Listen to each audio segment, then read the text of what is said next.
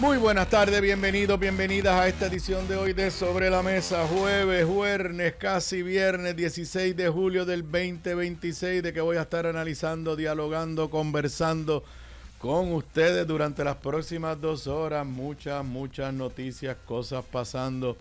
Presidenta del panel del FEI aclara aquí esta mañana en Radio Isla con Mili Méndez que querella, entre comillas, de Tomás Rivera Chat contra la subsecretaria de la Gobernación no es una querella, es información adicional que se le pasa a las fiscales que ya están investigando. Tomás Rivera Chat defiende sus prerrogativas de fiscalizar al gobierno. Miguel Romero dice que el asunto de las querellas contra funcionarios gubernamentales no se debe tomar de manera liviana.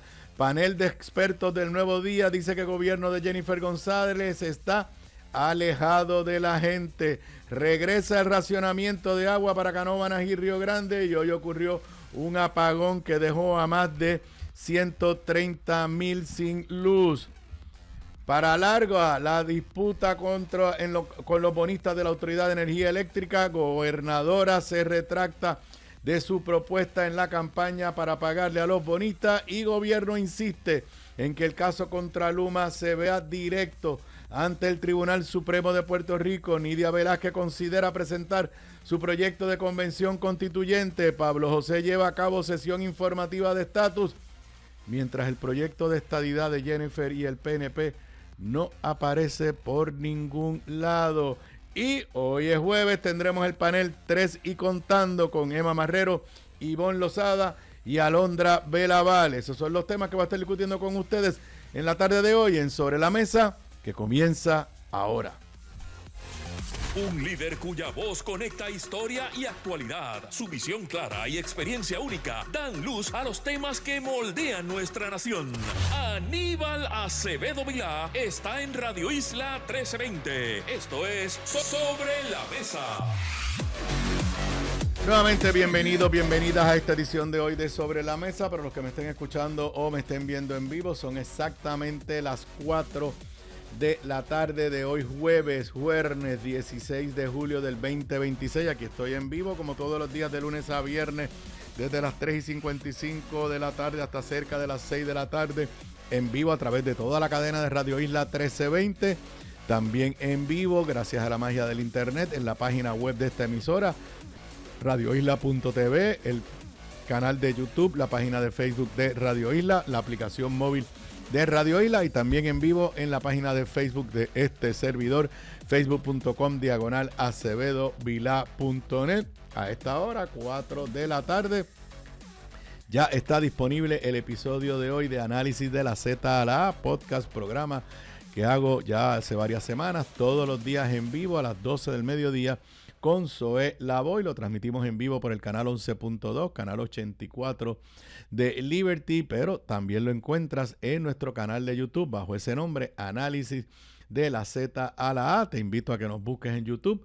Si no estás suscrito, escribes ese nombre, Análisis de la Z a la A, en el buscador, te lleva al canal. Te invito a que le des ahí a la campanita y quedas suscrito y recibirás los avisos cada vez que haya un nuevo vídeo disponible. Bueno, muchos los temas que hay que discutir hoy. Nuevamente, pues, continúa la saga, porque es que yo no sé ya ni cómo describir esto, entre las luchas internas dentro del Partido Nuevo Progresista, alrededor de la figura de Francisco Domenech. Ahora, esta semana y hoy particularmente, hay un spin-off de estas batallas, como son las series estas de Netflix y de otras plataformas, y es entre Valerie Rodríguez, la ex secretaria de DACO, la hija de Charlie Rodríguez, el ex presidente del Senado del PNP, y el secretario de la Gobernación. Pero creo que de ese tema lo voy a estar tocando en el panel de 3 y contando. Pero esta mañana estuvo aquí Igris Rivera, la presidenta del panel del fiscal especial independiente. Yo le tengo que admitir que cuando Tomás Rivera Chat envió lo que él le llamó querella contra Itza García, la subsecretaria de la Gobernación, yo dije en este programa y dije en Análisis de la Z a la A que entendía que con esa erradicación de ese documento directamente en el panel, Tomás Rivera Chatz estaba activando todos los términos de la ley del fiscal especial independiente porque ella era una querella formal. Esta mañana, aquí con Mili Méndez en Pegado a la Mañana, no va a ser en otro lado, si donde se producen las noticias es aquí, la presidenta del panel aclaró que ellos en el panel no están tramitando esto como una querella. Y dijo algo que tengo que admitirle, y como profesor de Derecho me corrijo a lo que yo había dicho anteriormente. Ella dice que ella anteriormente había dicho que quienes único podían presentar, mencionó quienes podían presentar querellas directamente ante el panel. Y creo que mencionaba el Contralor, creo que el Director de Ética Gubernamental, y mencionaba los cuerpos legislativos. Pero ella aclaró esta mañana aquí que esta querella no es una resolución aprobada por el Senado. Es una querella enviada por el presidente él solito. Y la presidenta del panel tiene razón. El presidente del Senado no es el Senado. El presidente del Senado, si quería que eso se tratara como una querella, tenía que haber convocado al cuerpo completo y de alguna forma presentar una resolución en la cual el cuerpo como tal entendía que la evidencia que tenía el Senado era suficiente para hacer un referido al panel del fiscal especial independiente. Así que aclarado eso, lo que sí dijo la presidenta del panel es que esa información se le envió y se incluye como información adicional a las 2 fiscales que ya fueron nombradas oficialmente como fiscal especial y como fiscal especial auxiliar en el caso de Norberto Almodóvar. Pero para que tengan la cronología, porque es que ya son tantas las querellas ante el panel del fiscal especial independiente.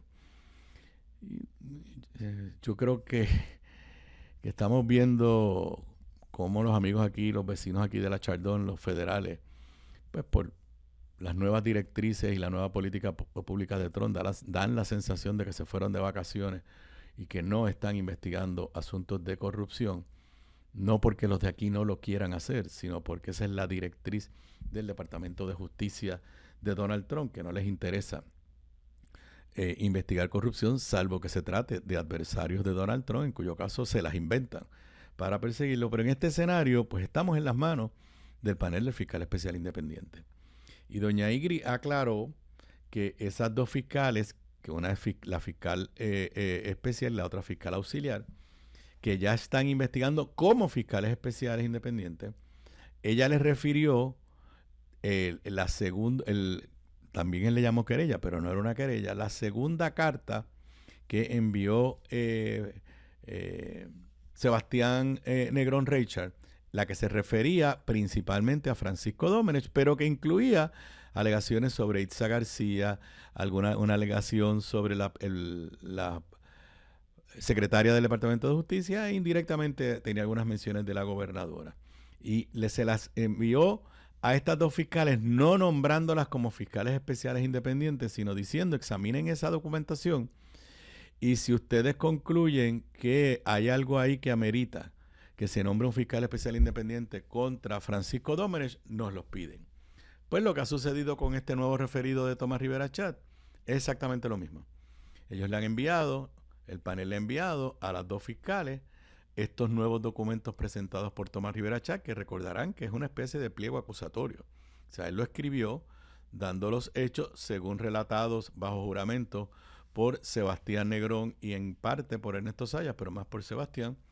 Y en la querella, Tomás hace un análisis legal y hace unas recomendaciones un análisis preliminar donde cree que hay violaciones de ley. Pues todo eso está en las manos de estas fiscales, que tienen las manos llenas. Y tuve hoy unas pequeñas diferencias con Zoé sobre este tema. A mí me preocupa que estas 2 fiscales, miren, aquí de memoria, estas 2 fiscales son fiscales especiales independientes para investigar la alegación de que Norberto Almodóvar y su asistente traquetearon con un proceso de solicitud de propuesta para darle un contrato de $2 millones en fondos federales para una campaña de publicidad a la compañía que no fue la mejor evaluada por un comité que trataron de que empleadas del departamento cambiaran su evaluación. Y esa es la esencia de esa querella. Además de eso, estas dos fiscales tienen que examinar si en los señalamientos que hace Sebastián Negrón Reichard, en los que se envuelve a Francisco Domenech, si esos señalamientos ameritan una investigación que conlleve el referido a un fiscal especial independiente. Pero sobre Francisco Domenech, no solamente está la alegación implícita de que él es el que estaba presionando o es el que le pidió a Almodóvar que esta subasta se la dieran a esta compañía. No era subasta, era solicitud de propuesta, pero que se la dieran a JJ Investment. No es solamente esa implicación, sino además de eso, estoy aquí de memoria, la alegación de que Francisco Domenech fue al Departamento de Desarrollo Económico, para presionar a favor de un cliente de Politank. Y esa es una alegación bien seria. Y eso la tienen estas fiscales. Pero eso no tiene nada que ver con el proceso de solicitud de propuestas en la Oficina de Gerencia de Permisos. Esto es una cosa totalmente diferente. También está la alegación de que Francisco Domenech estaba presionando para que se le nombrara al esposo compañero consensual de Itza García en el DEC y luego estaba presionando para que le sacaran cheque. Estoy aquí de memoria. Contra Itza García también son unos hechos relacionados en que son parte del mismo patrón, pero son unos hechos diferentes. A Itza García, en esencia, lo que se alega es que presionó para que se llevaran en destaque a la esposa de Manuel Torres, el dueño de Politank, que ahora sabemos que es la mano derecha de la secretaria del Departamento de la Familia y que se fueron de viaje anoche o hoy para San Diego. Pero hay evidencia de que Itza García presionó para eso. Intentó que se la llevaran para allá, para el DDEC. Además, que presionó para que le nombraran a su compañero consensual. Además, que borró evidencia de su celular cuando sabía que esto podía ser objeto de investigación, lo de que per se es un delito. Contra Francisco Domenech y Itza García también hay la alegación que los dos confabularon para hacer una especie de inhibición recíproca. Yo me inhibo de las cosas que tienen que ver con Politank, pero Itza, tú te encargas de empujar a Politank, y entonces yo me inhibo de las cosas que tienen que ver con mi compañero consensual, pero Francisco, tú te encargas de conseguirle contratos a mi compañero y de sacarle los cheques. Así que estas fiscales no solamente están investigando la solicitud de propuesta en OCPE, sino que están investigando 4, 5, 6 alegaciones de posibles actos corruptos que envuelven ya no solamente a Almodóvar y su asistente, envuelven a el secretario de la Gobernación y la subsecretaria, y un poco por tangente. Tendrían que darle una mirada a la Secretaría de Justicia, pero yo no creo que haya ahí suficiente para moverse. Así que, ¿por qué es importante lo que dijo Igri de que no es una querella formal lo que presentó Tomás? Que no se activaron los términos que da la ley, de que cuando era la Secretaría de Justicia tenía 10 días para decir si investigaba más profundamente o no. Así que estaremos en un limbo donde no sabremos, porque aparentemente no le aplican los términos en términos de los días, no sabremos si por ahora no parece que estas fiscales especiales independientes tienen un calendario en el cual le tienen que decir al panel, sí, vamos a investigar a Francisco Domenech, sí, vamos a investigar a Itza García. Mientras eso ocurre, el periódico El Nuevo Día, y ahorita vamos a hablar porque hay 2 historias que las voy a analizar ahora del Nuevo Día de hoy. El periódico El Nuevo Día le da una página 6, una entrevista en un despliegue completo a Tomás Rivera Chat. Si te puedes poner ahí la nota, Alex, la nota del Nuevo Día, la que tiene a la foto de Tomás. Está en la página 6 del periódico. Tomás Rivera Chat defiende su rol de fiscalización. El presidente senatorial insiste en atender los señalamientos contra Francisco Domenech.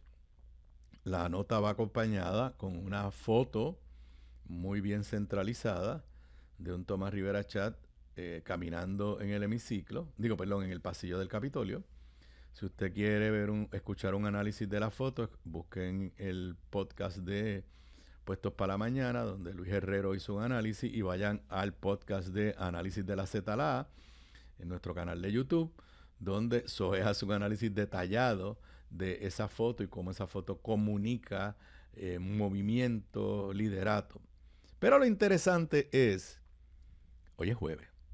El martes, El Nuevo Día le puso una primera plana malísima a la gobernadora, aunque Zoe dice que tenía una buena foto. Yo no creo que era una foto tan buena, pero el titular era malísimo, porque El Nuevo Día pues puso al descubierto lo que se está hablando ahí por lo bajo, dentro del PNP, que la gobernadora ya no es viable políticamente. La gobernadora ayer cometió lo que yo entiendo que es un error estratégico, que decidió contestarle al Nuevo Día con una entrevista exclusiva en El Vocero, que El Vocero le dio primera plana, pero en la cual no dijo nada nuevo. Y El Nuevo Día hoy le contesta con una entrevista, no está en primera plana, pero con una entrevista exclusiva a Tomás Rivera Chat. Y no voy a ir a todos los detalles de la entrevista, pero hay dos citas que a mí me parecen contundentes y que apuntan a por dónde va la cabeza del presidente del Senado.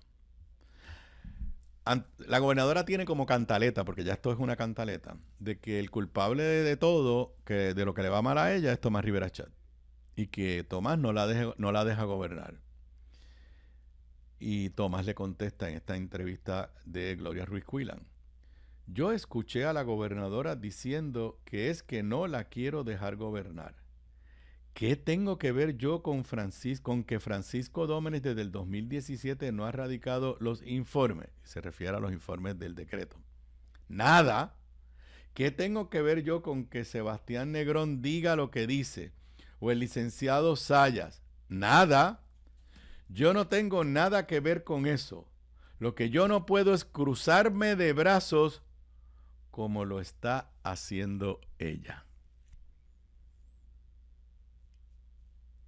Y aquí vemos a Tomás ya no atacando a Francisco Domenech, ahora diciendo que la gobernadora tiene gran parte de la responsabilidad por quedarse cruzada de brazos ante los señalamientos y que él no se va a quedar cruzado de brazos. Más adelante, Gloria le hace la pregunta, que es la primera plana de hace 2 días: ¿es reelegible la gobernadora? Y con una gran habilidad, como la tiene, política y de manejar su mensaje, Tomás dice: bueno, si el candidato del Partido Popular es Pablo José, cualquiera le gana. Y si Juan Dalmau va a correr por 5ª vez, pues también, cualquiera le gana. Así que lo que hace primero es disminuir a los candidatos de la oposición, ridiculizarlos, pero entonces aquí es que él se vuelve a comportar como el hombre de Estado, pero en esta ocasión el hombre del PNP, el que está para defender la institución. Dice: pero el PNP, mi partido, tiene una misión más importante que meramente ganar elecciones. Es ganar elecciones y gobernar y establecer una infraestructura de altura. ¿Qué está haciendo Tomás? Número 1, diciéndole a los PNP que quien puede representar los valores de ese partido es él. Pero en un entre líneas bien fuerte, al decir que lo más importante no es solamente ganar elecciones, es gobernar y establecer una infraestructura, pues lo que está diciendo es que en este momento el gobierno del PNP, que encabeza Jennifer González, no está haciendo lo que, según él, históricamente le toca hacer al PNP. Curiosamente no habla de la estadidad. Así que ahorita vamos a otra historia del Nuevo Día. Pero las diferencias entre Tomás Rivera Chat y el Nuevo Día son históricas. Tomás ha dicho barbaridades del Nuevo Día. Tomás ha dicho barbaridades de los dueños del Nuevo Día. Tomás ha dicho barbaridades de periodistas del Nuevo Día. Y sin embargo, el Nuevo Día, que yo creo que le está enviando de diversas formas mensajes no subliminales, mensajes directos a Jennifer González, el Nuevo Día ha estado dispuesto a prestar, digo, esto es noticioso, pero a prestarle sus plataformas para que Tomás Rivera Chat se reafirme en su mensaje y se reafirme en su mensaje contra Jennifer González. Y para añadir a esta ensalada, a este potpourri dentro del PNP, Miguel Romero habló hace un rato. Si te puedes poner ahí el clipping ahora del vocero, ese es de hoy. Ustedes la verán analizada mañana en los diferentes programas. Aquí en Sobre la Mesa se enteran, no solamente se enteran, sino tienen el análisis primero. El vocero hace un rato publica esta nota. No se debe tomar de manera liviana. Miguel Romero reacciona a referidos contra funcionarios de la Fortaleza. El alcalde afirmó que la gobernadora tiene la autoridad para hacer los cambios que entienda necesarios en su administración. Yo leí, le voy a leer aquí algunas partes de la nota. Él no está diciendo que la gobernadora tiene el poder, eso lo sabemos. Él le está diciendo que debe ejercer ese poder. Dice, como creo que la gobernadora tiene las herramientas y tiene la autoridad.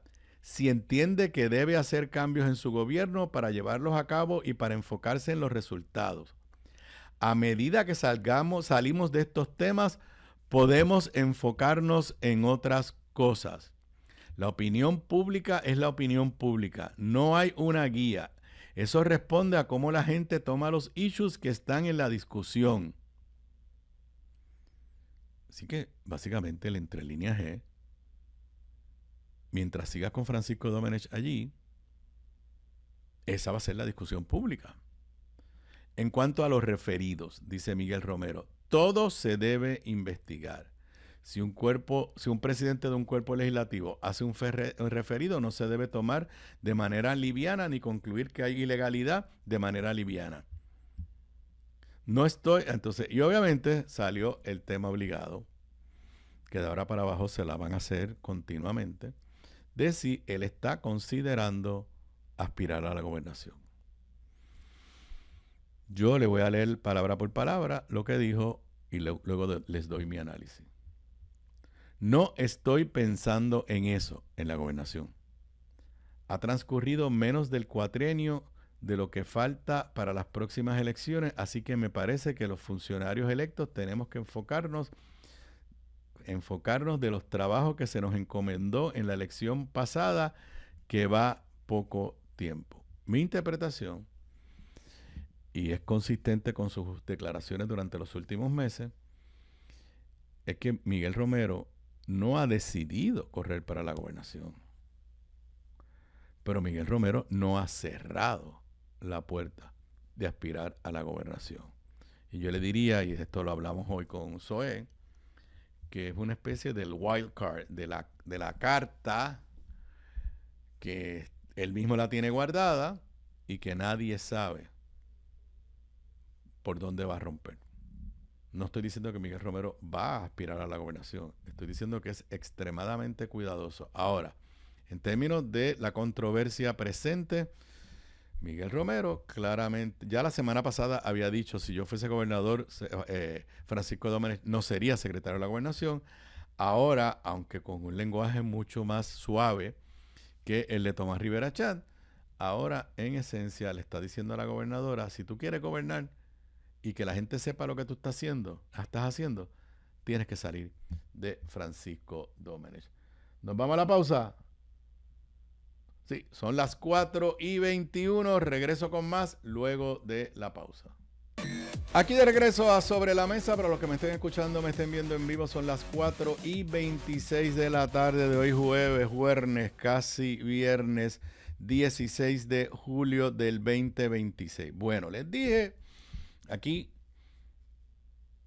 yo espero que los amigos de los periódicos pues no lo cojan a mal, pero yo desde que el Nuevo Día le puso la primera plana del martes pasado, en la que puso sobre la mesa lo que se estaba discutiendo allá abajo, de si Jennifer González es viable o no es viable políticamente, yo he dicho que el periódico El Nuevo Día para mí es una realidad, tiene el poder de quitar y poner gobernantes.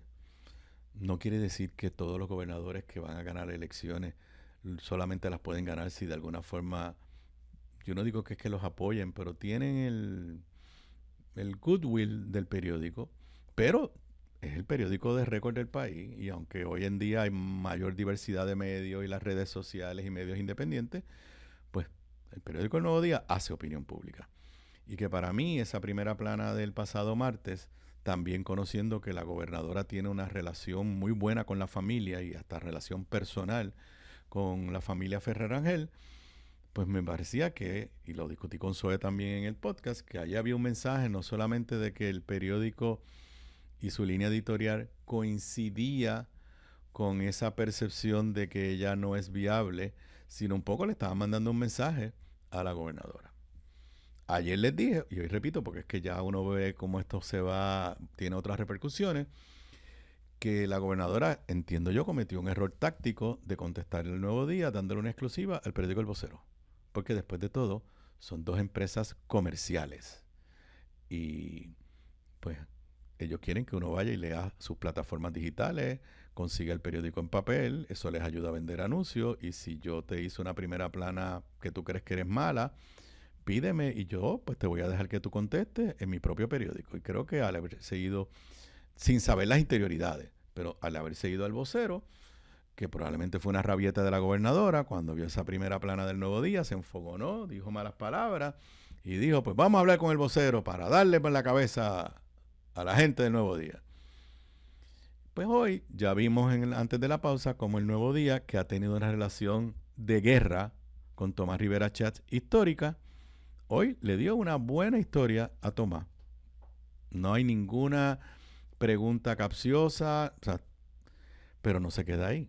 El Nuevo Día cita lo que ellos le llaman un panel de expertos, si te puedes poner el próximo clipping, Alex, con este titular. Expertos retratan un gobierno alejado de la gente. Impactado el que tiene menos recursos. Especialistas en temas legales y gubernamentales expresaron preocupación por el escándalo revelado al interior del DIDEC mientras se deterioran los servicios a la población y se pone en riesgo el desarrollo económico de la isla. ¡Wow! Entonces, esta es una historia buscada por el periódico. O sea, esto no es una noticia de que alguien dijo algo y el periódico lo está destacando. Ellos fueron a buscar a estos 4 expertos, pero miren quiénes son, porque tampoco la gobernadora puede decir, fueron allí, entrevistaron a Aníbal Acevedo Vilá, entrevistaron a Juan Dalmau. No. Max Pérez Buret, ex fiscal federal, no lo conozco, pero me atrevería a apostar que probablemente sea estadista. El ex juez federal, José Afusté, no tengo que apostar, es estadista. Y debe haber sido PNP toda su vida. No me atrevería a decir si todavía es PNP, pero estadista y PNP ha sido toda su vida. Yasmín Valdieso, la contralora que nombró Luis Fortuño, estadista y PNP. Y Mariano Negrón Portillo, que fue decano de la Escuela de Administración Pública de la UPI, que ese es de ascendencia popular. Pero, repito, o sea, estas personas, no es que estas personas hicieron un comité pro buen gobierno y ellos entonces hicieron un manifiesto y el periódico, no, el periódico El Nuevo Día los llamó. Y entonces la historia, lo más contundente está en los primeros párrafos de una historia larga de 2 páginas. Los primeros párrafos es una nota de Mari Carmen Rivera Sánchez. Lo resumen todo. Las explosivas, ya con eso es la primera palabra, las explosivas denuncias de Sebastián Negrón Reichert al renunciar como secretario destaparon una madeja de alegaciones contra el secretario de la Gobernación, Francisco Domenech, y su círculo cercano, que pusieron al descubierto una vez más que el gobierno opera entre favores y favoritos, indicaron varios expertos. Sigo leyendo el segundo párrafo. La controversia, que podría tener repercusiones legales, deja un sabor todavía más amargo. Mientras los gobernantes de turno se reparten contratos e influencias, la gente batalla para vivir sin agua, sin luz y con un deterioro palpable en la mayoría de los servicios públicos señalados. El grupo de especialistas conversaron con El Nuevo Día acerca de las posibles repercusiones judiciales de la controversia y su efecto en la percepción del pueblo hacia su gobierno y la capacidad de éste para atender las necesidades de la población. Pero donde está el golpe más duro para la gobernadora es en la conclusión: un gobierno alejado de la gente. Porque en las pasadas 24 horas y 48 horas, en respuesta a la primera plana del Nuevo Día, en la misma historia del Nuevo Día, Ángel Cintrón, Oriol Campos, allegados a la gobernadora, la defensa es: no, es que ella no es de acá de las élites, ella no es de las áreas metropolitanas, ella es de la gente allá en el campo. Y aquí El Nuevo Día le está diciendo que está dirigiendo un gobierno que se percibe alejado de la gente. Y la realidad, yo veo a la gobernadora repartiendo títulos de propiedad, y todo eso humanamente es importante, es impactante. Yo veo a la gobernadora en Moca, en Salinas, alrededor de toda la isla. Pero Puerto Rico es complejo. Somos 3 millones. Y claro, yo hice eso, yo entregué títulos de propiedad. Claro que verle el rostro a una familia que lleva viviendo en lo que antes le llamaban una parcela por 30 o 40 años, pero que nunca ha podido decir que es mía. Y como dice que no es mía, primero, no tiene el sueño de pasársela a sus hijos, a sus nietos. Segundo, pues no puede, si algún día la quiere vender para mudarse, pues no puede hacerlo. Ver el rostro de esa familia cuando tú le das un título de propiedad, de agradecimiento, eso vale ser gobernador o gobernadora. Pero que eso se multiplica en que el país entero entienda que tú estás en contacto con su realidad cuando, y ahorita lo voy a mencionar, cuando hoy de momento 130,000 estaban sin luz. Cuando hoy ya empezó otra vez el racionamiento de agua, que es culpa de la naturaleza, está bien, pero con todo lo que ha pasado en acueductos, yo les aseguro que la gente de Canóvanas y Río Grande, cuando no tengan agua, le van a estar mentando la madre a alguien, y en esta ocasión no es Luma. Y en esta ocasión es el gobierno. Así que, número uno, es una historia mala para la gobernadora. Lo que está diciendo es, ya el problema no es solo corrupción, el problema es que la gente percibe, digo, y con unas cosas que uno ve, parece hasta verdad, la gente percibe que es un gobierno que está en la fortaleza simple y sencillamente para repartir contratos. Y ahora es peor, y que será un tema que creo que voy a tocar con el panel de Tres y Contando. Ahora es un gobierno para aprobar destaque, para aprobar empleos a distancia, para detener subasta. Y la gente dice, ¿qué tiene que ver eso con mi calidad de vida? En medio de esto, la gobernadora se fue de vacaciones, tiene perfecto derecho a irse de vacaciones. Tiene perfecto derecho, los gobernadores tenemos que cogernos un espacio. Pero yo en mi vida pública cancelé vacaciones varias ocasiones, porque algo sucedía, que yo entendía que la percepción pública, si yo me iba en ese momento, nadie me iba a creer que era una vacación que estaba programada y que no tenía nada que ver con lo que está pasando en el país. Tiene perfecto derecho a irse de vacaciones, pero el timing envía un mensaje bien malo a la gente, reafirma ese mensaje de, ahora digo yo en vez de un gobierno, de una gobernadora alejada de la gente. Ni hablar que se fue también la secretaria del Departamento de la Familia en medio de otra crisis también que tiene que ver con ese departamento. Volvemos a lo mismo. Yo recuerdo haber cancelado viajes como comisionado residente y como gobernador por asuntos que surgían, que yo decía, bueno, el viaje está es más que legítimo, pero la gente no lo va a entender. La gente va a creer que salí huyendo, la gente va a creer que mis prioridades están trastocadas, me tengo que quedar en Puerto Rico.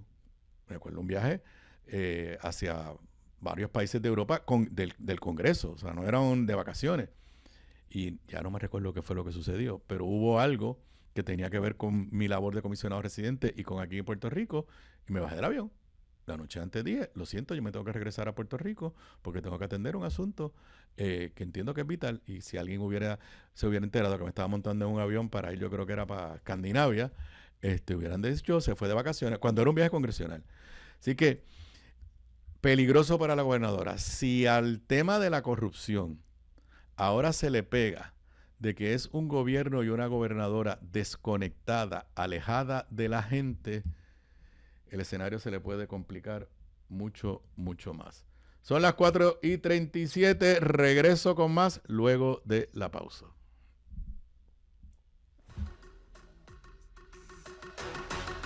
Aquí de regreso a Sobre la Mesa. Para los que me estén escuchando, me estén viendo en vivo, son las 4:42 de hoy, jueves 16 de julio del 2026. Bueno, voy a mencionar rapidito dos noticias que ya lamentablemente no son noticias, pero sí son noticias. El racionamiento en Canóvanas y Río Grande ya es oficial. Ese es el que habían anunciado hace como 2 semanas, pero que entonces llovió y se pospuso. Tengo entendido que empieza mañana a las 8 de la mañana, no estoy claro en cuál de los dos pueblos. Y esto es la naturaleza, no está lloviendo, la realidad es que la sequía está fuerte. Así que prepárese, hay más pueblos con potencial que van a entrar en algún, ahora le llaman interrupciones de servicio programadas. Igual que ya no hay apagones, ahora hay relevos de carga, pero es lo mismo. Y en una muestra de los serios problemas de infraestructura que no se resuelven, en un momento hoy, como a la 1 de la tarde, habían 137,000 abonados de Luma sin energía eléctrica. No fue culpa de Luma, todo el mundo siempre le echa la culpa a Luma, fue un problema de generación. Se recuperaron bastante rápido, pero pues no deja de ser una muestra clara de los problemas que seguimos teniendo. Ahora mismo quedan tan solo 12,183, según la plataforma de Luma, abonados sin el servicio de energía eléctrica. Así que sabe Dios cuántas personas, aunque sean pocas, en un momento hoy no tuvieron ni luz ni agua aquí en Puerto Rico. Pero hablando del tema de energía, pero las disputas más largas. Ayer hubo una de estas vistas que se hacen todos los meses, las vistas Omnibus ante la jueza Taylor Swain.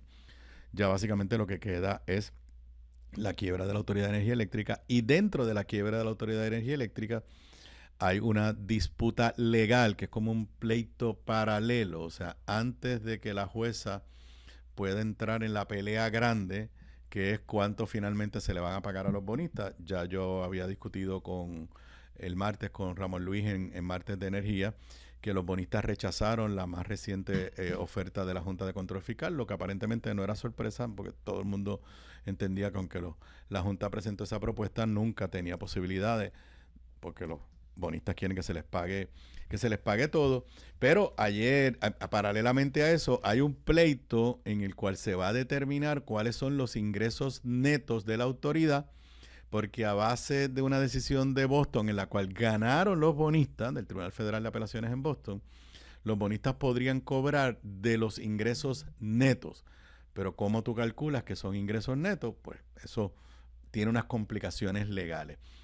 Todo tiende a indicar que la vista de ayer giró sobre las disputas relacionadas con eso. Hay unas fechas que creo que para mañana se supone que termine la etapa de descubrimiento de pruebas. Hay todo un calendario importante, pero el periódico El Vocero le pone el titular, lo puedes poner ahí en pantalla: disputa por interpretación financiera de fondos federales. Y yo lo leí 2 veces y me pareció la jaibería. Ok, la autoridad tiene un montón de fondos federales por María. Pues aparentemente los bonistas quieren que de alguna forma eso se cuente como ingresos de la autoridad. Yo lo que he leído es la nota del periódico, no puedo entrar en argumentos legales, pero no sé, a mí me parece una cosa tan absurda.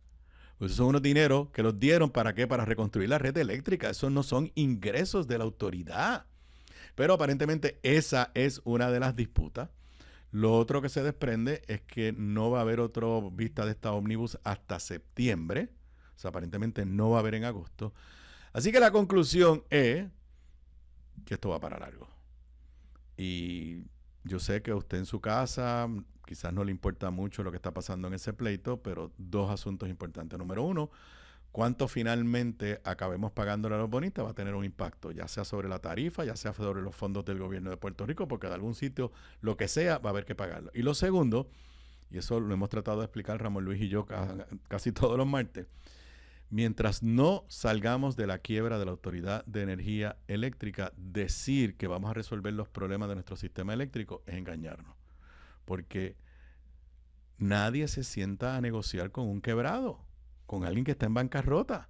Entonces, cualquier proyecto de inversión que tú quieras hacer, con fondos privados, con fondos públicos, con lo que sea, estás negociando con alguien que está en quiebra, y hasta que tú no salgas de la quiebra, tienes un serio problema de credibilidad, pero no te preocupes, nos acomodamos ahorita. No es que la cámara está ahí, por eso es que no hay. Así que esto va para algo. Ahora, un desarrollo que estuvo interesante. Poca gente se acuerda que en la campaña la gobernadora dijo que se le podía pagar la deuda con los chavos que tenía el gobierno central ahorrados. Muchos dijimos, eso suena bien bonito, pero eso es una barbaridad. Primero, porque si tú le decías a los bonistas que había un pote ahí de chavos que sobraban, que no es de la autoridad, que es de nosotros, que es del gobierno de Puerto Rico, pues los bonistas van a decir, jueza, usted ve, hay chavos para pagarnos. La realidad es que la gobernadora no había vuelto a hablar de ese tema, pero hoy sale una nota del periódico Metro, que la leí 2 veces, la consulté con Ramón Luis Nieves, y más allá que la gobernadora ahora se echó para atrás, no entendemos cuál es su argumento. Yo creo que el argumento real es que no debió haber dicho eso cuando lo dijo, pero la nota dice, gobernadora dice cambió el escenario. En la campaña electoral había planteado pagar la totalidad del principal de la deuda. Cita textual a la gobernadora. La realidad es que como eso se presentó originalmente, no es la realidad. En serio, estoy leyendo. No estoy aquí burlándome. Esto es lo que dijo la gobernadora. La realidad es que como eso se presentó originalmente, no es la realidad. Al precio que se compró no es el mismo que está hoy y se han presentado distintas alternativas. Señores, los bonistas compraron esto a precio de pescado bombado. Son fondos buitres. Pero ellos lo compraron a 10 pesos, pero quieren que se le pague a $100, que era el valor en papel. Y esa es la realidad hoy, esa es la realidad cuando lo dijo la gobernadora. Porque estamos bregando con bonistas, no los bonistas tradicionales de la Autoridad de Energía Eléctrica, porque todos esos salieron corriendo, vendieron sus bonos para tratar de salvar lo que podían salvar, y estamos en manos de lo que pues los hedge funds, o que comúnmente la gente le llama fondos buitres. La gobernadora sostuvo que el planteamiento de octubre del 2023, respondía al escenario que existía en ese momento, pero afirmó que el proceso de reestructuración ha evolucionado. Al precio que se compró no es el mismo que está hoy. Tampoco entiendo. Pero, por lo menos, le tengo que decir que qué bueno que oficialmente se salió. Ella no lo había vuelto a repetir. Pero hoy alguien, la verdad que no vi de quién es la nota, en el periódico Metro, pues le hizo la pregunta y la gobernadora finalmente se echa para atrás. Y creo que ya mismo me voy a la pausa. En el otro pleito, son muchas controversias energética, por eso tengo todos los martes a Román Luis.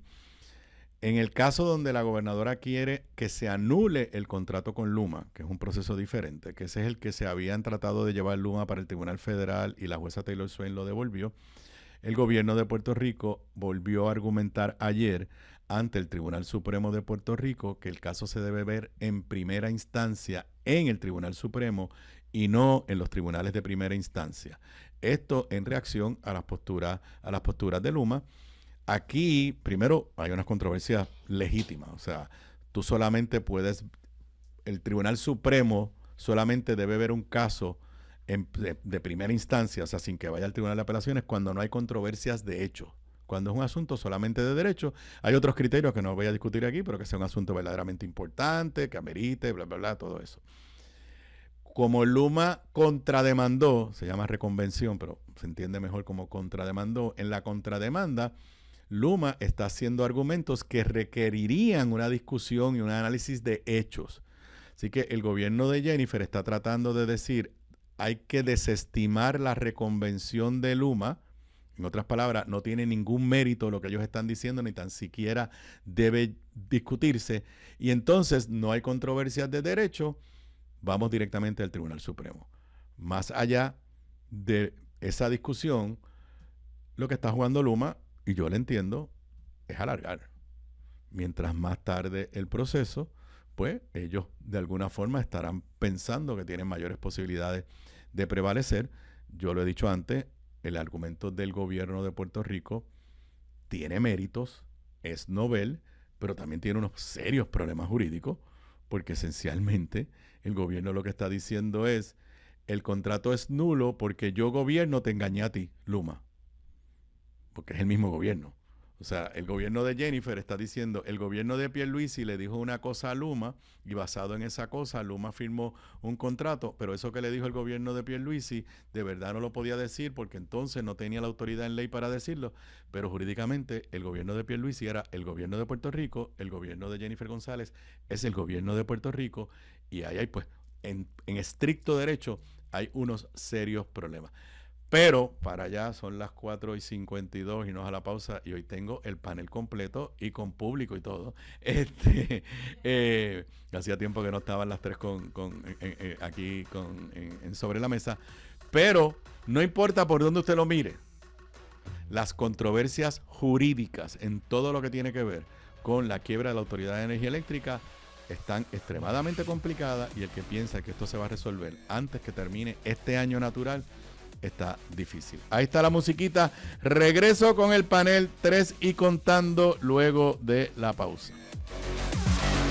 Aquí de regreso a Sobre la Mesa. Para los que nos estén escuchando, nos estén viendo en vivo, son las 4:59 de la tarde. Te recuerdo que esta edición de Sobre la Mesa y todas las ediciones de Sobre la Mesa se retransmite a las 10 de la noche por el canal 85 de Liberty Cable TV y también la vas a encontrar más tarde hoy o temprano mañana en todas las plataformas que te permiten escuchar podcasts, Spotify, Apple Podcast, Google Play, la plataforma de podcast de Radio Isla 1320 y también la vas a encontrar en mi canal de YouTube bajo mi nombre. Si no te has suscrito a mi canal de YouTube, escribes mi nombre en el buscador, Aníbal Acevedo Vilá, te lleva a mi canal, ahí le das a la campanita y quedas suscrito. En algún momento más tarde hoy o temprano mañana, esta edición de hoy estará disponible en mi canal y ahí están archivadas todas las ediciones anteriores de Sobre la Mesa y también me dejas tus comentarios. Trato de leer los comentarios en mi canal de YouTube y también trato de leer los comentarios en el otro canal, en Análisis de la Z a la A, donde todos los días hago con Zoela Boy el programa Análisis de la Z a la A y ya son las 5 de la tarde. Las 5, ahora en cadena con WLRP 1460. Radio Raíces. Sobre la Mesa en Radio Isla 1320. Bueno, hoy están las tres aquí, por fin, porque siempre alguien se excusa para todos los efectos legales y normalmente son razones válidas, ¿no? Aquí está Alondra, Ivonne, Emma, saludos. Qué bueno, la mitad de mí está aquí. Bueno, no hay noticias, así que me imagino, podemos hablar del Mundial de Fútbol si quieren, si no quieren hablar de cosas productivas y positivas. Han estado buenos los memes del Mundial. Bueno. Yo puse una apuesta de que iba a ganar un país del continente africano. Ya saben cómo me va con eso, ¿verdad? Muy mal. Pero así soy, yo siempre voy a los underdogs, ¿no? Yo iba a Cabo Verde. Oye, claro, Egipto. Sí. Yo tuve esperanza. Pero tuvieron tremenda demostración y demuestran que en los próximos mundiales por ahí van. Lo dieron todo. Sí, demuestran que por ahí van. Yo estoy feliz porque como yo soy fanático del Barcelona, obviamente pues le voy a Messi. Oh, wow. Le voy a Messi, pero si gana España tampoco, pues está en escoger entre Messi y Lamine Yamal, así que exacto. Estamos molestando. Este es el momento donde nos dividimos los boricuas, si la madre patria o si un latino. Sí, estoy de acuerdo. Es complicado. Sí. Está complicado. Sí, bueno, hay un tema que yo no he tocado y Emma lo mencionó en nuestro chat y es esta controversia que, bueno, yo no sé ya si esto fuera una serie de Netflix, esto ya no es un capítulo más, esto es un spin-off, Sí. porque obviamente sabíamos que no hay una buena relación entre el gobierno de Jennifer González y Valerie Rodríguez, la exsecretaria de DACO, pues eso se sabía, la votaron. Pero entonces ahora entra como que una especie, como si fuera un spin-off de una nueva serie, sale una demanda de una empleada que demanda en los tribunales a Valerie por alegado discrimen en el trabajo, pero entonces se le identifica desde el principio como que es una empleada que es bien cercana a la campaña de Jennifer González. Hoy ya pues estamos empezando a tener más detalles. Tenemos a Francisco Domenech como todo un señor secretario de la Gobernación, dando seguimiento de si le van a dar a esta empleada, que tampoco estamos hablando de la subsecretaria, si le van a dar a esta empleada la posibilidad de trabajar a distancia. Y luego ya hay una carta que está circulando donde el señor secretario de la Gobernación, él, amparándose en los poderes de la orden ejecutiva, que yo entiendo que son ultravires, él le da a la empleada el derecho a trabajar a distancia. Y entonces Valerie hoy se fue de Media Tour y también alegó que Francisco Domenech paró una subasta que ella ya había otorgado y que tenía el permiso de PRITZ y de OGP y qué sé yo qué. Y Francisco Domenech contestó en un comunicado de prensa larguísimo que lo circulamos hace unas horas. Entonces la pregunta que uno se hace, bueno, dos preguntas. Número uno, ¿cuántas guerras más va a haber dentro del PNP o del gobierno del PNP? Porque es una guerra de gobierno. O sea, ya hay una secretaria. Y segundo, ¿qué rayos hace el secretario de la Gobernación? Pendiente. Puede ser que la empleada tenga todo el mérito del mundo, pero ¿qué rayos hace? O sea, ahora, empleados públicos, si usted se siente discriminado por su jefe, llame a Francisco Domenech. No, pero solo si trabajó en la campaña. No digas ¿verdad? eso. Porque no va a estar premiando a gente que no dio un tajo ese en es la el ombudsman campaña. de los empleados públicos. Exacto. Bueno, Eman, privilegio. Mira, cada día que pasa, se sigue cuestionando la identidad del Partido Nuevo Progresista. O sea, ya esto no es algo de un jefe o jefa de agencia, esto es algo institucional. Y es bien lamentable porque la identidad del Partido Nuevo Progresista se está convirtiendo en los dramas que haya entre el Ejecutivo, el Legislativo. Es impactante la manera en que Domenech controla la discusión pública y la dinámica gubernamental desde el Ejecutivo. Y en el asunto de Valerie, yo recuerdo cuando la despidieron en diciembre del 2025, que esto fue un mal cálculo político, porque ese despido de Valerie fue como si Pedro hubiera despedido a Paquito en su momento. O sea, Valerie era la secretaria estrella, y todo el mundo sabe el trasfondo político de Valerie, y ese move le iba a costar caro. Y míralo, estamos en julio y todavía entonces seguimos discutiendo sobre Valerie. Mira, fíjate, yo difiero de ti de que sea un spin-off. Es el mismo protagonista. Es un episodio nuevo. En todas las controversias hay un elemento común y ese es algunos pensarán que es el antagonista, pues es el protagonista de la serie. No importa qué chisme, qué controversia surja, ahí está el nombre de él.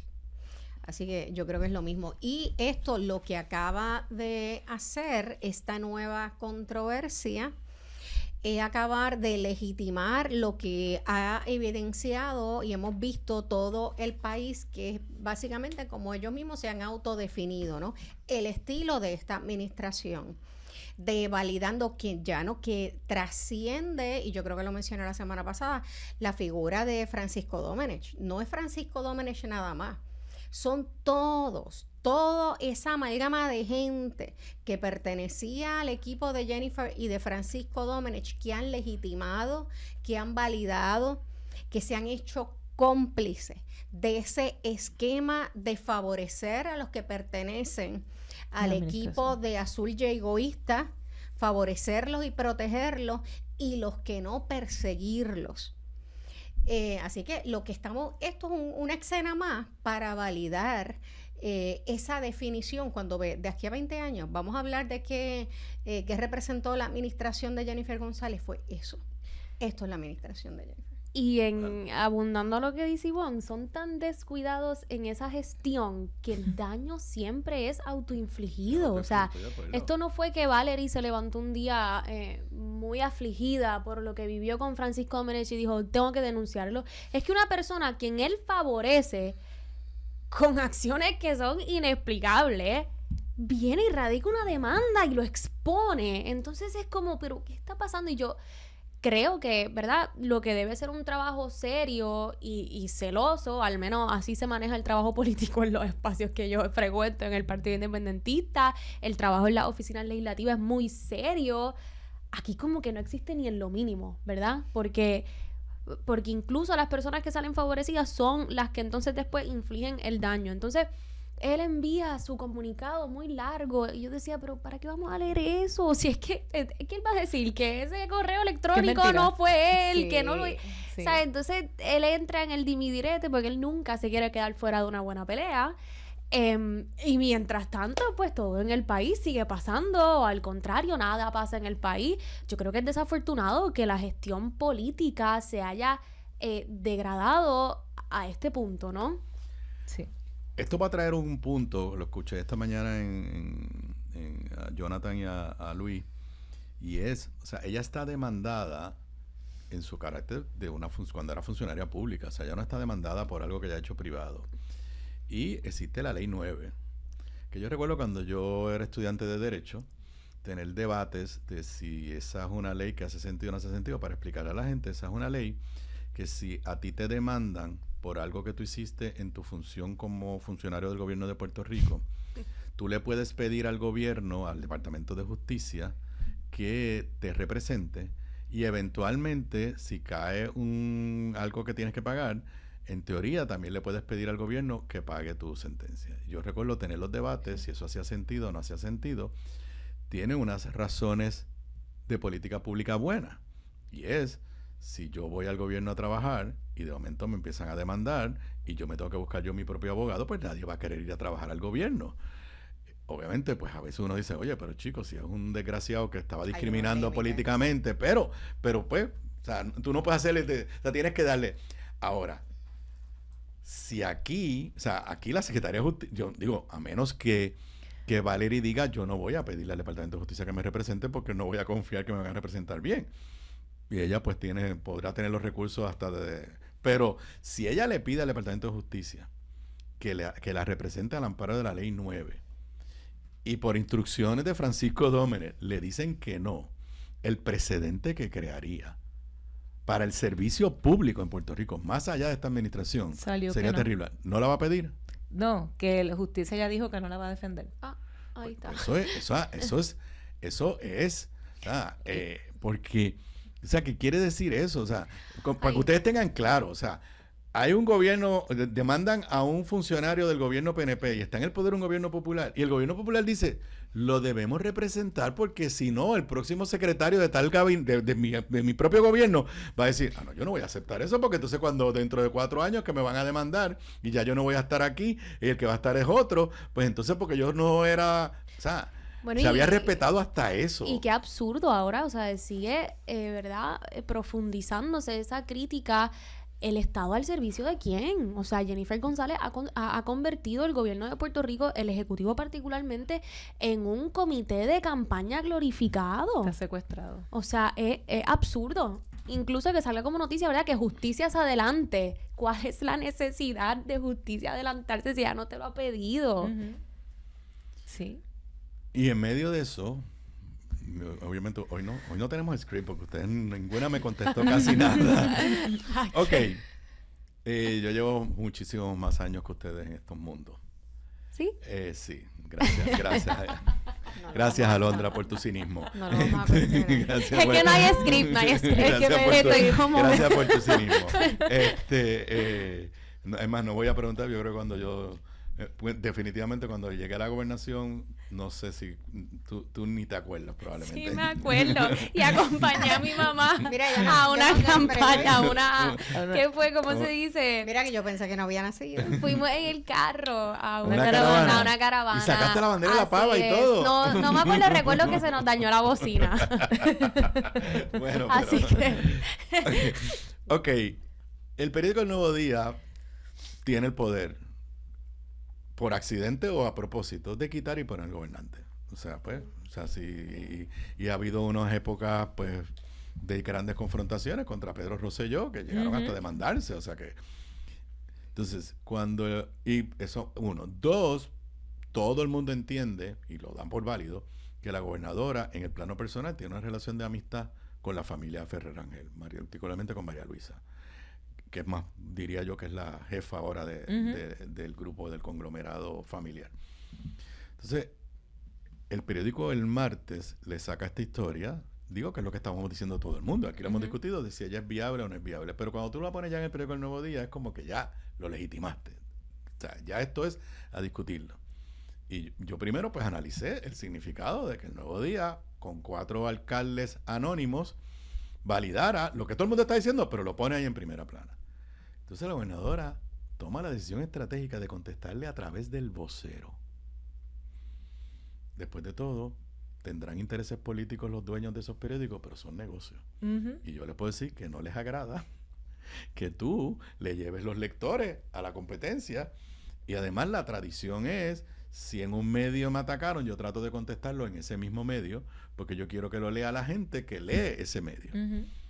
Y entonces hoy el periódico pues le da todo un despliegue de una página completa a Tomás Rivera Schatz y hace otra historia con un titular horrible para la gobernadora. La primera plana es sobre los huevos, pero no es de que entrevistan a 4 expertos, de los cuales 3 son estadistas, y la conclusión es que el gobierno está totalmente alejado y desconectado de la gente. Lo que quiero es que me ayuden a analizar qué está pasando, que de momento el periódico El Nuevo Día, por lo menos lo que empieza a proyectar es que ellos también están llegando a la conclusión de que ya no es viable. Es que yo creo que se ve desde un avión. O sea, es tan burda la manera en que se está proyectando la imagen de las instituciones, del gobierno, del partido. En efecto, dice que la gobernadora se está alejando de la ciudadanía. Depende, porque está bien en control de un grupo, que es el grupo de Domenech y de ella. Así que es evidente cuál es el grupo selectivo que ella está representando y jugando a favor de. Que El Nuevo Día se haya tirado esa maroma, como decimos en el campo, lo que demuestra es que deben tener números o conocimiento de la tendencia que se está reflejando dentro del Partido Nuevo Progresista. Y entonces el mero hecho de que ya surgiera entre Tomás Rivera Schatz y ella, que prácticamente ella fue la que se tiró, porque ella dijo, yo voy para adelante con la primaria. Ella ya dijo de por sí que va a ser candidata en el 2028. O sea que eso trastoca por completo la imagen de cómo el gobierno, como estaba diciendo Alondra, prácticamente se ha convertido en un comité de campaña de las primarias del Partido Nuevo Progresista a 2 años y medio, cuando tantas cosas están sucediendo a nivel de país que hay que atenderla. O sea, ese call del Nuevo Día deja mucho que decir. No hace falta mucho estudio. O sea, y como dice Emma, es más que evidente el daño que esta administración no tan solo le está haciendo al país, sino a sí mismo, a su propio partido y a la imagen. Daño autoinfligido. Esa es la frase descriptiva de esta administración. Y ahora es que salen a hablar, aunque sea anónimos, algunos alcaldes, pero por lo bajo y en las pausas, porque ni siquiera todos nosotros hemos conversado con líderes del Partido Nuevo Progresista y líderes electos y no electos, que están claros en el daño que le hace Jennifer González al país y a su partido y la no viabilidad. Así que, y eso no es un estudio, es que es a voces, que no se atrevan a decirlo, y yo lo puedo entender, porque todavía hay muchos alcaldes que dependen económicamente de la firma de una resolución o de un proyecto, y hemos visto el estilo de persecución que ha habido de esta administración con los propios suyos en proyectos de menor importancia, como hablábamos la semana pasada del proyecto de vehículos de todoterreno, que por ellos 2 legisladores un poco no adelantar o irse en contra de esta medida, pues le cancelaron destaques en sus oficinas. Imagínate, si alzan la voz para opinar sobre la viabilidad de la gobernadora, olvídalo. Así que no hace falta estudios. Yo creo que está más que claro Y el Nuevo Día no va a seguir apostando a algo que le va a representar pérdidas y tiene que irse con los candidatos que hasta ahora muestran más viabilidad dentro del Partido Nuevo Progresista. Sí, ciertamente se puede decir lo que se quiera decir del Nuevo Día y sus alianzas políticas, pero sigue siendo una corporación que de hecho produce un medio que quizás hoy en día es difícil de que se mueva y sea exitoso. Y yo creo que al contrario, yo creo que algo le tuvo que haber llegado al Nuevo Día sobre qué quiere leer la gente que agarra el periódico, y tuvo que haber llegado a tal punto que dijeron, espérate, no podemos seguir aquí con lavado de cara ni con paños tibios con este asunto porque no nos van a leer. Pero al punto de darle cancha a Tomás Rivera Chat, que ese sí lleva una trayectoria histórica de insultar al periódico, a los dueños del periódico, a periodistas del periódico. Bueno, jugando con las mismas reglas de él, porque él ha barrido el piso y el mundo con los Pierluisis de la vida y después anda enyuntados con ellos. Yo era de los que decía que al final del camino Tommy no iba a correr. Que eso siempre hacía eso, pero que al final se echaba para atrás. El post que él puso ayer en reacción precisamente a la entrevista de la gobernadora, que al final acababa diciendo, estoy de acuerdo con la gobernadora, las primarias no son un problema, las primarias son el remedio. Y remedio en mayúscula. Y esa entrevista de hoy en el Nuevo Día, donde él dice va a haber primarias para todo. Y va a haber primarias para gobernación, va a haber primarias para comisionados residentes, para la alcaldía, para los legisladores. Estoy empezando a reconsiderar mi posición. Yo también. Yo creo que es la primera vez que él lo está considerando seriamente.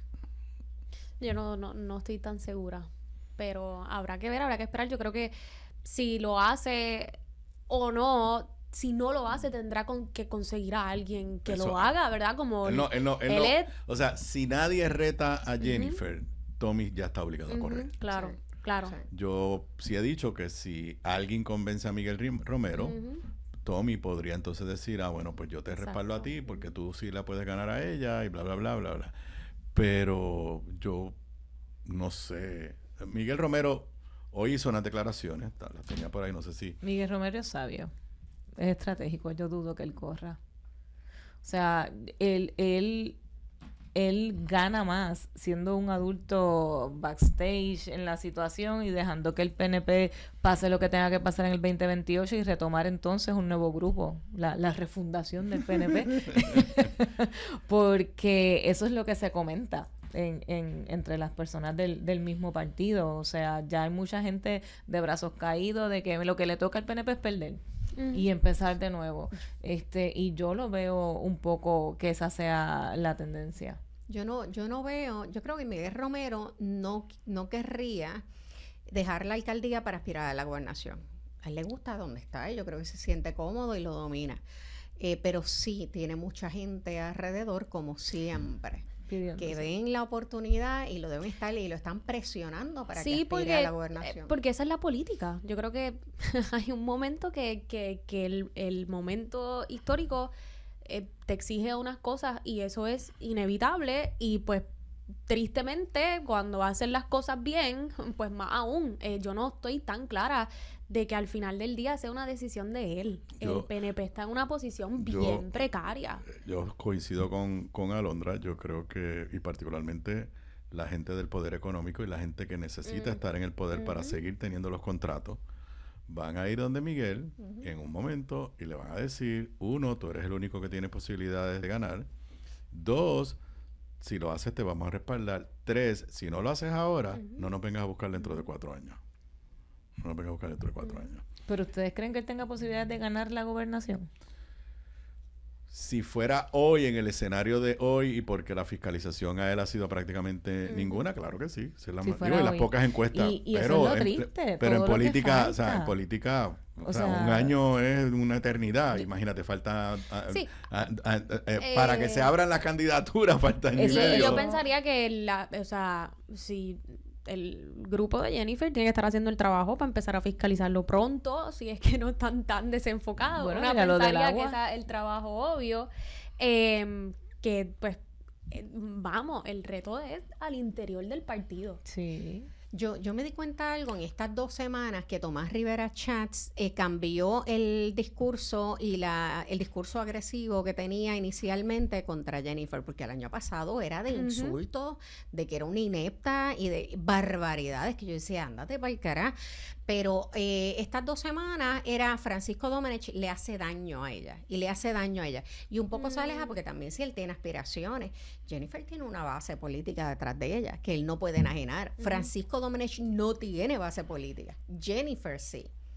Y yo no creo que él se quiera quemar. Sí, pero eso era hasta hoy. Bueno. O sea, hoy en esa entrevista del Nuevo Día, ya él básicamente está diciendo que el problema es ella, porque cuando él dice, ella dice que yo no la dejo gobernar, Sí, que, lo yo tengo leí hoy. que yo tengo que ver Pero con yo que creo que va a Francisco, tener- es verdad, pero que yo yo tengo que creo ver con que- que Francisco Domenech no presentara sus Sí, informes su que le mandaba la informe. ley, que rayo tengo que ver yo con Sí. lo que dice Sebastián Negrón. Ahora, entonces la línea es, lo que pasa es que yo no me voy a quedar cruzado de brazos como ella, o sea, ya hoy, Sí. desde ayer para hoy, ya yo he notado en su discurso un cambio a no decir la gobernadora no ha hecho nada malo, el problema es que tiene a Francisco Domenech al lado. Hoy ha dicho, ella mira para el otro lado, mientras yo estoy, le voy a meter mano. Sí. Tiene que trabajar esa base. No, y lo brutal es todo el tiempo que falta. O sea, tú sabes todo lo que nos toca a nosotros aguantar. Pero es que- Sonsonete hasta el 2028. Y el que llevamos. Es que por eso Es que es porque es que- tóxico, es drenante. Increíble, o Sí, sea, bien tóxico. y unos asuntos que Uno no está paran. agotado. Bueno, Estamos nos toda la vamos a la semana aquí pausa viendo novela. y nos vamos a la pausa y vamos a hacer un esfuerzo patriótico y sobrehumano de tocar otros temas. Regresamos luego de la pausa. Vamos a hacer la hora. Aquí de regreso a Sobre la Mesa. Para los que me estén escuchando, me estén viendo en vivo, son las 5:26 de la tarde de hoy, jueves 16 de julio del 2026. Continúo aquí con el panel 3 y contando. Bueno, hoy el presidente de la gran nación de los Estados Unidos va a dar un mensaje especial a las 9 de la noche. Lo anunció desde el martes, creo que fue que ya lo había anunciado. Y cuando yo vi que él iba a dar un mensaje esta semana, pues yo dije, bueno, pues será que nos va a volver a anunciar que volvió a lograr la paz de la guerra que nunca ha sido guerra, que han ganado varias veces y que ya le ha firmado la paz varias veces, pero cuando firma la paz, de verdad eso no era importante y estamos otra vez en guerra. Y aunque todavía nadie ha confirmado, parece ser que va a ser un mensaje sobre que se robaron las elecciones del 2020. Lo que están comentando prácticamente es que la línea va a ser empezar a establecer el piso y el fundamento de la conversación para los midterms, de que va a haber problemas con las máquinas, de que los demócratas, socialistas, izquierdistas y todo lo que tomen anistas se van a robar las elecciones, y va a empezar con ese discurso para crear la semillita en la discusión pública, porque él es perfecto en eso, para ya de por sí crear los roces, porque esta administración, y la campaña completa de él siempre se ha caracterizado por el caos. Y como dice su asesor Bannon, llenar el agua llenar la habitación de agua, eso es lo que les gusta a ellos, crear el caos para controlar esa reacción y ese comportamiento de la ciudadanía. Yo siempre lo he pensado desde el día 1, desde que él volvió a las elecciones, cuando vimos lo del 6 de enero del 2021, o sea, para mí eso fue más que obvio, y desde todas las expresiones que él lleva haciendo. Él ha comentado que a lo mejor no hacen falta ni elecciones, que Estados Unidos está bien con él. Han hecho mercancía, merchandise de promoción y banderas con Trump 2028 y Trump 2032. Después dicen que no. O sea, él está jugando con la discusión pública, creando ese concepto de que puede que sí, puede que no. Y yo no lo dudo. Yo no dudo que se roben el midterm. Yo no dudo que él busque una estrategia como la que han comentado de que él renuncie Vance y él suba y se quede otro cuatrenio más. O sea, yo no dudo nada. Lo que sí se me hace difícil creer es que él no busque cómo quedarse en el 2028. Yo pienso que vamos a tener a Trump en el 2028. Y se lo he dicho a Zoe en privado y lo he dicho quizás en alguno que otro podcast.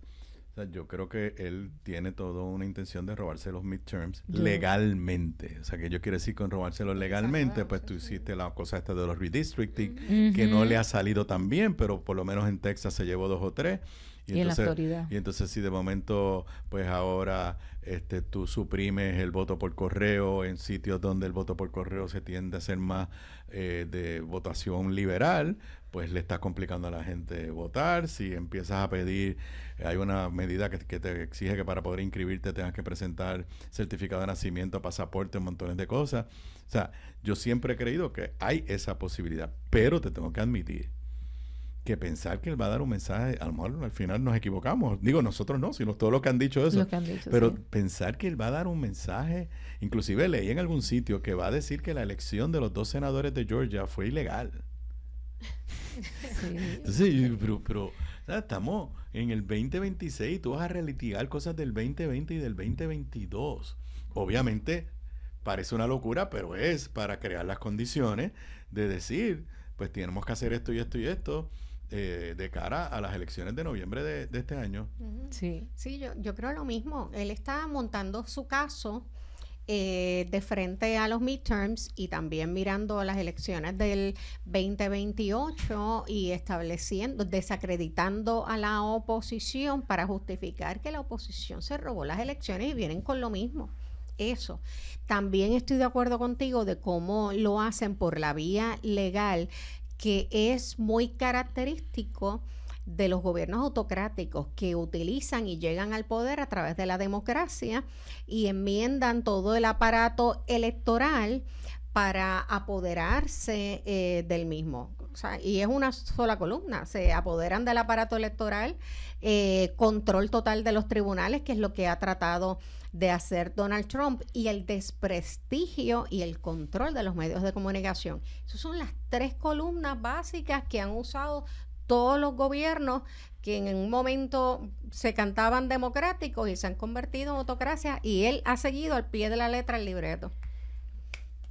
Pues eso a mí me suena como parecido, ¿no? ¿Verdad? Un código de enmienda, un código electoral, un supremo a quien ha puesto ahí personas particulares. Y recién hablábamos si va a correr o no va a correr. Así que no es solo estar pendiente a la política fuera de Puerto Rico porque nos interesa, nos apasiona y nos afecta, sino para ver esos paralelismos que se repiten en nuestro país.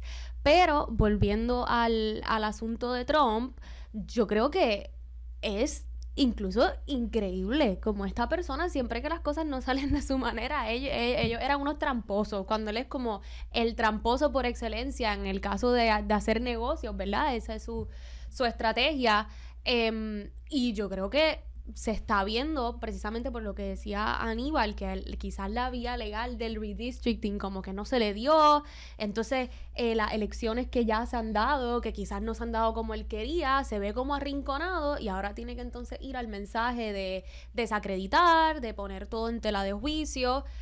Mira, el asunto de si él regresa en 2028 y que Emma lo diga así tan honesta y cándida, yo creo que a mí me asusta porque digo, ¿qué tanto tiene que fallar en el andamiaje democrático norteamericano para que eso pase? O sea, estamos hablando de muchísimas instituciones que entonces...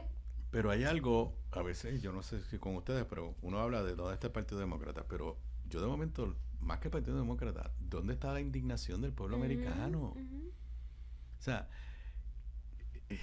es como, o sea, las cosas que le está haciendo y lo que va a tratar de hacer esta noche, si es correcto, olvídate de si voy a votar o no voy a votar. Tengo que empezar a demostrar la indignación desde ya. Es la única forma que lo puedes detener. Yo creo que hay mucho agotamiento, Aníbal, y frustración, porque lo veo ya y lo percibo acá. No, cuando tú ves que aquí ocurren cosas y la movilización no es la que se daba hace un par de años, ¿no? Cuando todavía hablamos del verano del 19, no vamos a tener una respuesta similar.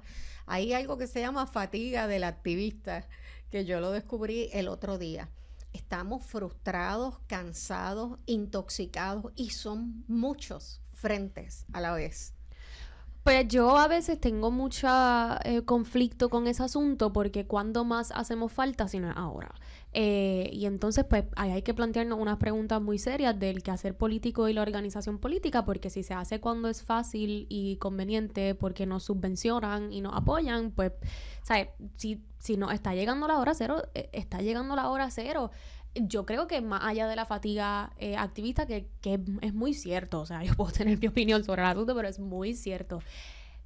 Hay un grupo muy grande que apoya al presidente Trump y lo apoyan ciegamente. Puede ser que venga otra persona, un demócrata, y diga las mismas loqueras que le está diciendo y les parezca muy, muy malo.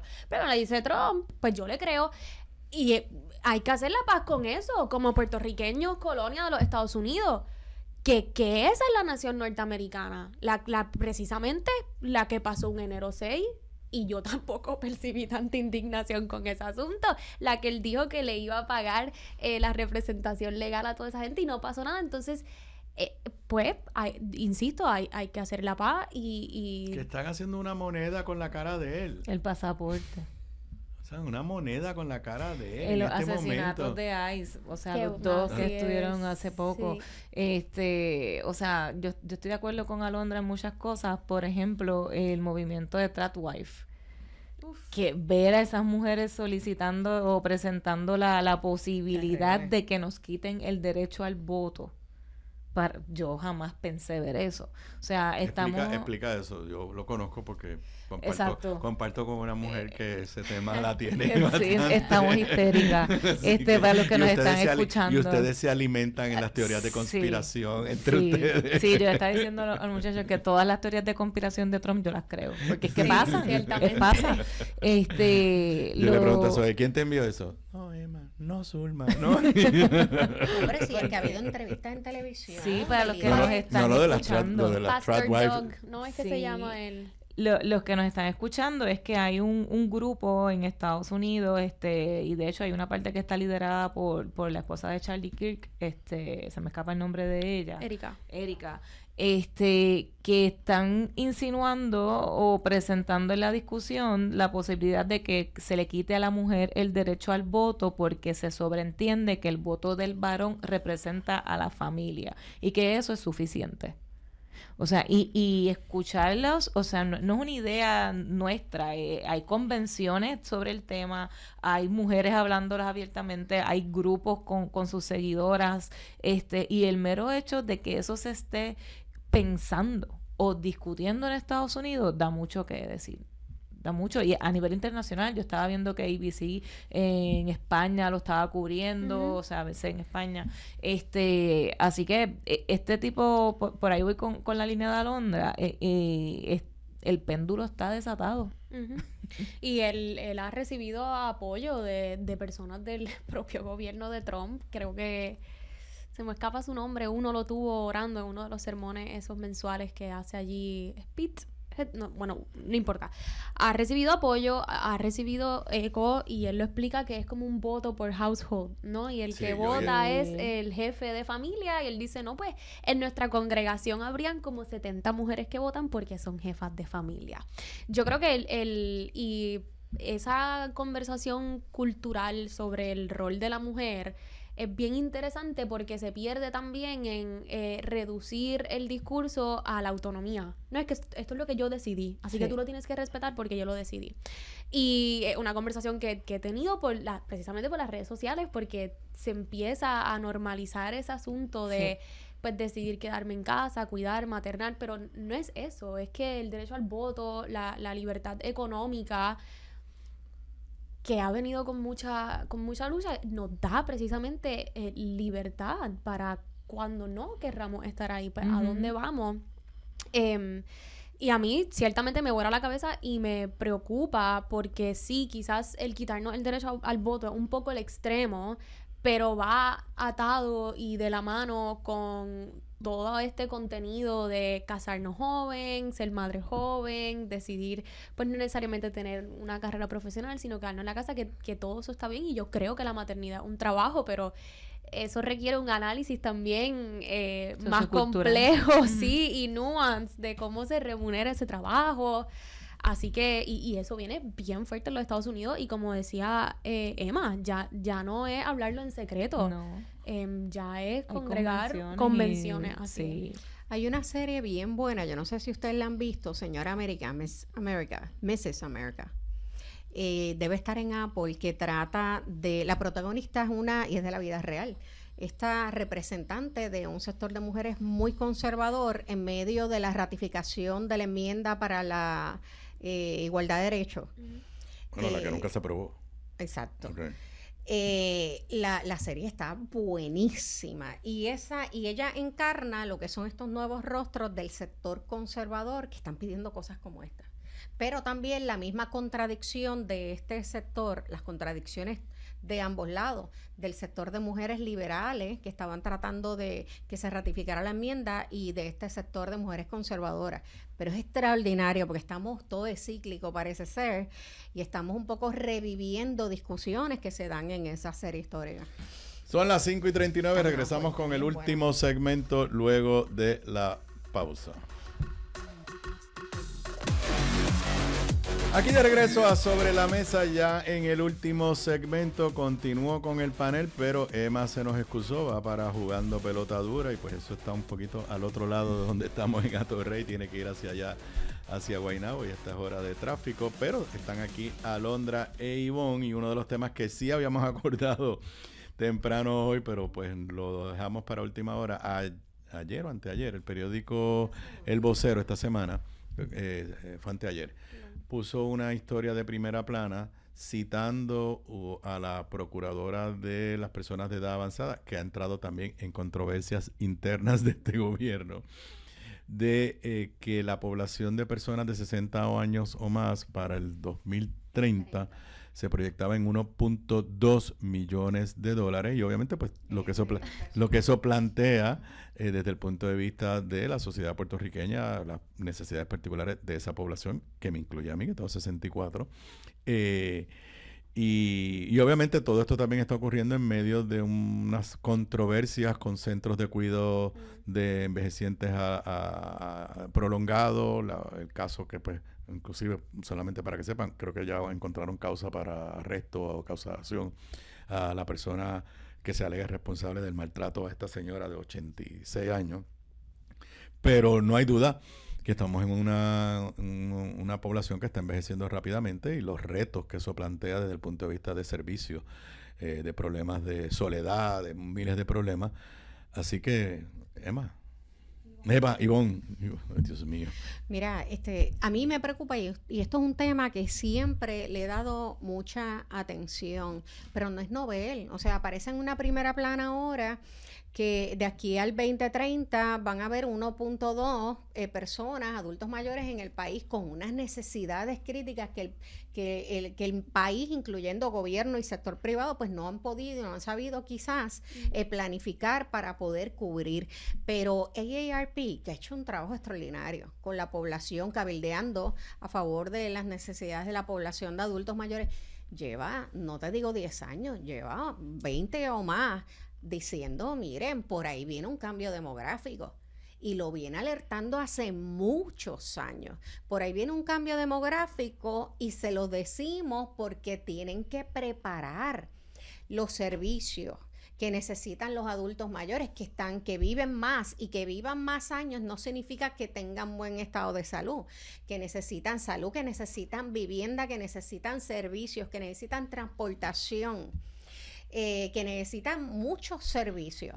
Entonces hay que preparar y comenzar a planificar. Llevan años diciendo eso y no hemos visto una respuesta del gobierno que asegure los servicios que cubren las necesidades básicas de esta población, y la que más se afecta, irónicamente, hay una población que tiene poder adquisitivo, que más o menos pues se la resuelve en el sector privado.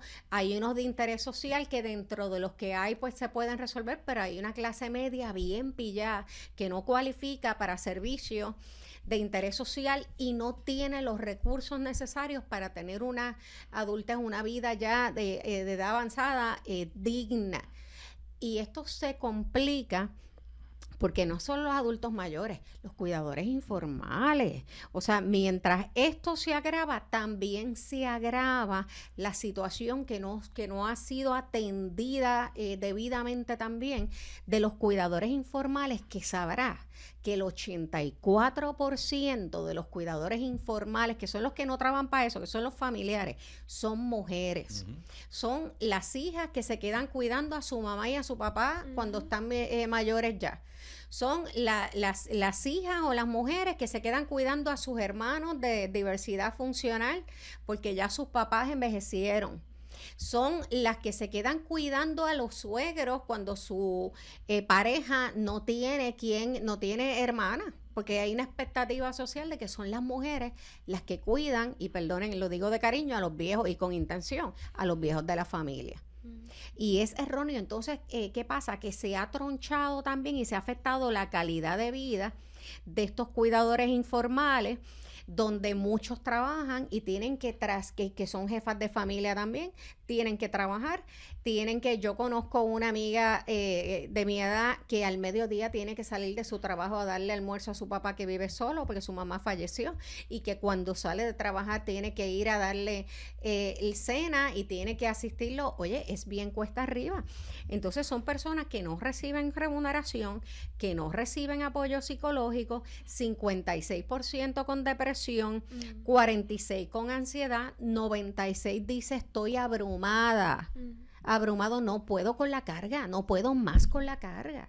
Y yo tengo mucha gente cercana y muchas amistades que emocionalmente están bien afectadas, entonces tampoco tienen la capacitación para poder asumir el cuidado de estos adultos mayores. Así que no tan solo los adultos mayores, y que el país no ha sabido capitalizar y convertir lo que percibe como un problema en una oportunidad de desarrollar un modelo económico como lo hizo la Florida. Aquí se puede desarrollar toda una serie de negocios, de empresas, industrias alrededor de las necesidades de los adultos mayores. Eso sería bueno también para una serie de jóvenes que dicen que es lo que hay aquí y que deberíamos estar incentivando. En vez de estar pagando estrellas, dando incentivos para los que hacen las estrellas esas de 7 millones de pesos. ¿Tú quieres invertir aquí para llevarte un incentivo? Mira, pues este es mi wishlist. Yo necesito aquí más proyectos para dar servicios a los adultos mayores porque el gobierno no tenemos los recursos para hacerlo. Pero yo creo que esto es un momento de oportunidad y de atender un problema que ha sido negado por años y que cada vez lo que hace es que empeorar más. Sí, yo creo que este es el país del lamento. Aquí hay unas cosas que se saben, hay unos expertos que nos alertan de ciertas situaciones, no se hace nada, y cuando llegan los efectos de no hacer nada, nos lamentamos. Y hay una especie incluso como de morbo, ¿verdad? Porque es que no hay otra manera de decirlo. Y entonces vemos los perfiles en las noticias del adulto mayor que vive solo y que tiene un problema. Veía una señora que tenía un problema con la luz en su casa, su comunidad, y iba como por su cuarta lavadora porque los bajones de luz le dañan los enseres. Eso es solo uno de los, ¿verdad? Un problema estructural gubernamental que se añade a, como bien dice Ivonne, los retos que vienen con envejecer.